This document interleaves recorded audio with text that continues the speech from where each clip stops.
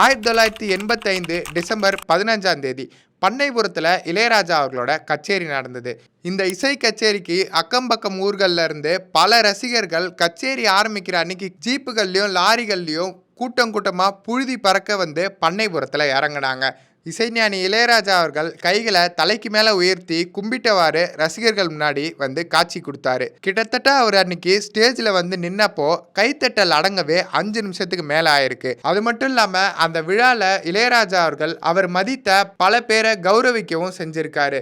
அவருடைய பழைய நண்பர்கள், உறவினர்கள், ஊர் பெரியவர்கள் என பல பேரை மேடையேற்றி அழகு பார்த்திருக்காரு. அன்னைக்கு இளையராஜாவின் இசை கச்சேரின்றதால பண்ணைபுரத்துலையும் அதை சுற்றி உள்ள ஊர்லயும் இருக்கிறவங்க எல்லாருமே அவங்கவுங்க வேலையை அப்படியே விட்டு இளையராஜாவோட பாடலை கேட்க குவிஞ்சாங்க. அன்னைக்கு நடந்த அந்த கச்சேரியில தமிழ் சினிமாவோட முக்கிய பாடகர்கள் அத்தனை பேரும் கலந்துகிட்டாங்க.